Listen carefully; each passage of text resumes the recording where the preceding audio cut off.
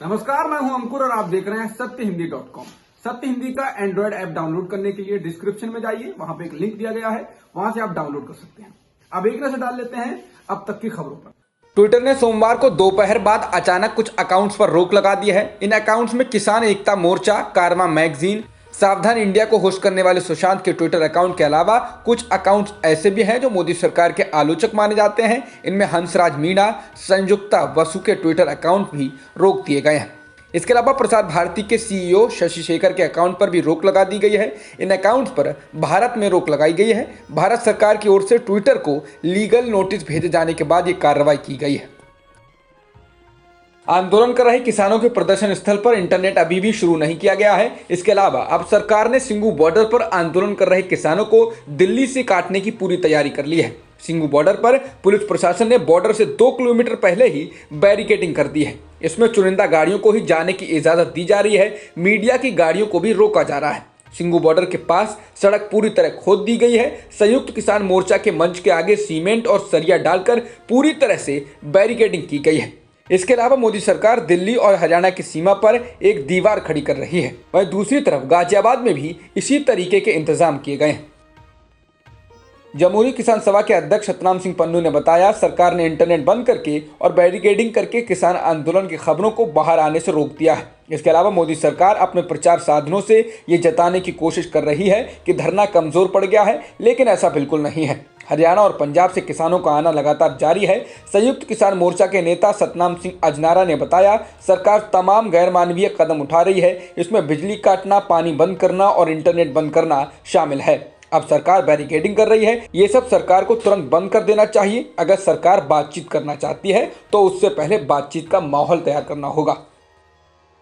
65 दिनों से आंदोलन कर रहे किसानों को लेकर मेघालय के राज्यपाल सत्यपाल मलिक ने कहा है कि उन्होंने केंद्र सरकार को सलाह दी है कि किसानों का अपमान नहीं किया जा सकता है और उन्हें वापस जाने के लिए मजबूर नहीं किया जाना चाहिए। मेघालय के राज्यपाल ने कहा कि सरकार को किसानों से बात करनी चाहिए और इसका कोई समाधान निकालना चाहिए। मलिक ने कहा कि मैं सावधान करते हुए बताना चाहता हूं कि दुनिया के किसी भी आंदोलन को दबाकर और कुचलकर शांत नहीं किया जा सकता है।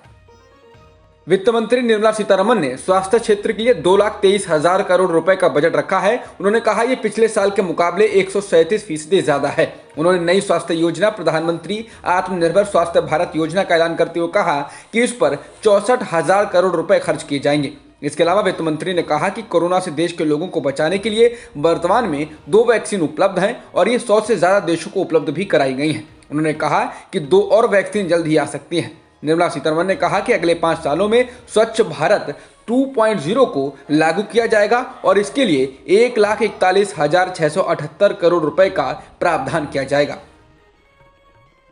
वित्त मंत्री निर्मला सीतारमण ने सीनियर सिटीजन के लिए स्पेशल ऐलान किया है। जिन बुजुर्गों की उम्र 75 साल से ज्यादा है और उनकी आय का एकमात्र स्रोत पेंशन है, उन्हें आयकर रिटर्न भरने से छूट दी जा रही है। यानी इन लोगों को आयकर रिटर्न भरने की बाध्यता नहीं होगी। इसके अलावा वित्त मंत्री ने ऐलान किया है कि स्टार्टअप को जो टैक्स देने में शुरुआती छूट दी गई थी, उसे अब 31 मार्च 2022 तक बढ़ा दिया गया है।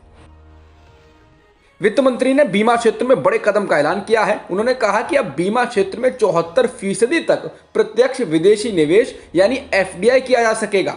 अब तक ये सीमा 49% तक थी। सरकार ने इसके साथ ही निवेशकों के लिए चार्टर बनाने का ऐलान किया है। पश्चिम बंगाल में विधानसभा चुनाव से पहले वित्त मंत्री ने इस राज्य के लिए कई ऐलान किए। वित्त मंत्री ने पश्चिम बंगाल में नए राजमार्ग बनाने की योजना का ऐलान किया।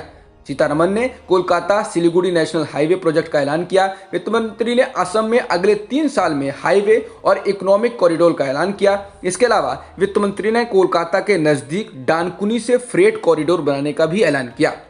उन्होंने राज्य के खड़गपुर से विजयवाड़ा तक का एक अलग फ्रेट कॉरिडोर बनाया जाएगा, ये भी कहा। डेडिकेटेड फ्रेट कॉरिडोर पर सिर्फ मालगाड़ियां चलाई जाएंगी। फ्रेट कॉरिडोर बनाने से माल की ढुलाई तेज हो जाएगी। वित्त मंत्री ने बजट भाषण में कहा कि राष्ट्रीय रेल योजना 2030 तैयार हो गई है। केंद्रीय बजट से रेल मंत्रालय को इसके लिए 1,10,000 करोड़ का प्रावधान किया गया है। इसके तहत भारतीय रेलवे के अलावा मेट्रो, सिटी बस सेवा को बढ़ाने पर जोर दिया जाएगा। उन्होंने कहा कि मेट्रो लाइट परियोजना पर काम किया जाएगा और कोच्चि, बेंगलुरु, चेन्नई, नागपुर, नासिक में मेट्रो परियोजनाएं शुरू की जाएंगी। मोदी सरकार के बजट को लेकर विपक्षी दलों ने तीखी प्रतिक्रिया दी है। कांग्रेस के पूर्व अध्यक्ष राहुल गांधी ने कहा कि सरकार लोगों के हाथ में पैसा देना भूल गई है और उसकी योजना भारत की संपत्तियों को अपने पूंजीपति दोस्तों को सौंपने की है। कांग्रेस के राज्यसभा सांसद आनंद शर्मा ने कहा कि बजट पूरी तरह निराशाजनक है और इसमें वृद्धि और उपभोक्ता की मांग को बढ़ाने का कोई रोड मैप नहीं है। उन्होंने कहा कि वित्त मंत्री को हिम्मत दिखानी चाहिए थी, लेकिन उन्होंने ऐसा नहीं किया। इस वक्त देश को एक मजबूत मांग को बढ़ाने के लिए समाज के कमजोर वर्गों के बीच डायरेक्ट ट्रांसफर को बढ़ावा देने और रोजगार को फिर से शुरू करने वाले बजट की जरूरत थी। आरजेडी नेता तेजस्वी यादव ने आम बजट को लेकर कहा है कि इसमें बिहार के लिए कुछ नहीं है। उन्होंने ट्वीट किया, आम बजट में बिहार के लिए कोई नई यूनिवर्सिटी, हॉस्पिटल, राष्ट्रीय राजमार्ग, कारखाना, औद्योगिक इकाई, रेलवे लाइन और इंफ्रास्ट्रक्चर प्रोजेक्ट नहीं है, बल्कि ऊपर से आम आदमी पर बोझ लाद दिया। केंद्र सरकारी प्रतिष्ठान बेच रही है, फिर भी बिहार एनडीए के 40 में से 39 सांसद मेज थपथपा रहे थे।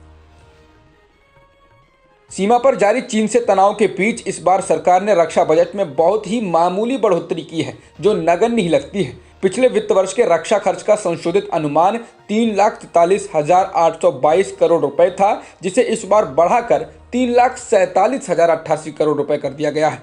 इसे इस तरह भी समझा जा सकता है कि पिछले बजट के सरकारी व्यय में रक्षा खर्च की हिस्सेदारी 8% थी, इस बार भी वह 8% ही है। बता दें, ये इसलिए भी अजीब लगता है कि भारतीय जनता पार्टी जब तक विपक्ष में रही, उसने बजट के मौके पर तकरीबन सभी सरकारों पर रक्षा जरूरतों पर पर्याप्त ध्यान न देने का लगातार आरोप लगाया।